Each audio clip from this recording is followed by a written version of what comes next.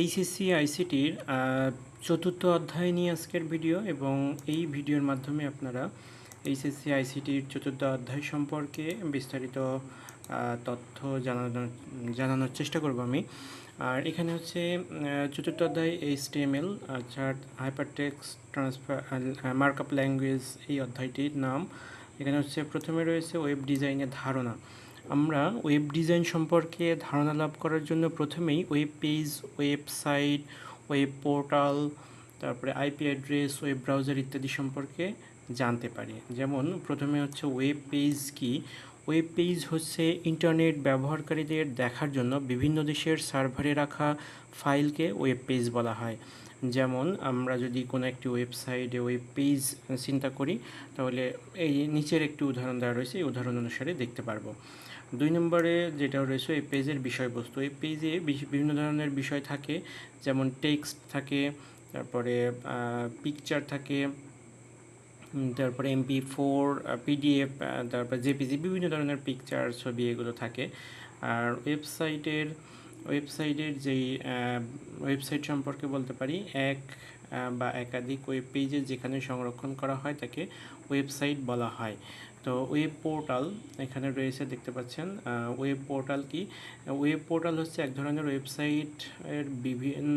ওয়েবসাইটের মধ্যে বিভিন্ন ধরনের লিঙ্ক, কন্টেন্ট ও সার্ভিস বা সেবা যা ব্যবহারকারীদের তথ্য জানার সহজভাবে উপস্থাপন করা হয়। যেমন আইপি অ্যাড্রেসটা হচ্ছে ইন্টারনেট প্রোটোকল অ্যাড্রেস। তো ইন্টারনেটে যুক্ত প্রতিটি যন্ত্র, যেমন কম্পিউটার, মোবাইল ফোন ইত্যাদি নিজস্ব ঠিকানা থাকে, এগুলোকে আইপি অ্যাড্রেস বলা হয়ে থাকে।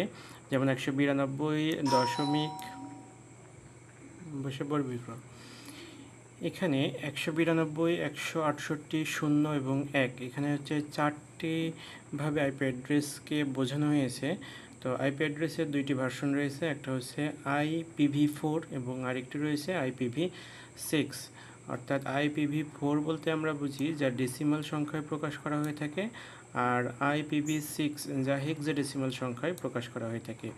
এর পরবর্তীতে আমরা এই অধ্যায় থেকে শিখব ডোমেইন নেম বলতে গেলে আমরা বুঝি ওয়েবসাইটের মাধ্যমে ইন্টারনেটে উপস্থিতি কিংবা তথ্য আদান প্রদান করার জন্য একটি অদ্বিতীয় ঠিকানা প্রয়োজন, যাকে আমরা ডোমেইন নেম হিসেবে বলে থাকি। তো এখানে দেওয়া রয়েছে প্রায় 4টি অংশ রয়েছে, যেমন হচ্ছে এইচটিটিপিএস হচ্ছে প্রোটোকল হিসেবে আমরা বলতে পারি, আর www অর্থাৎ এটা হচ্ছে হোস্ট নেম, আর এখানে যেই অ্যাড্রেসটি রয়েছে এটাকে বলা হয় মূল ডোমেইন নেম। আর পরবর্তীতে যেই .com রয়েছে এটাকে ডোমেইন টাইপ বলা হয়।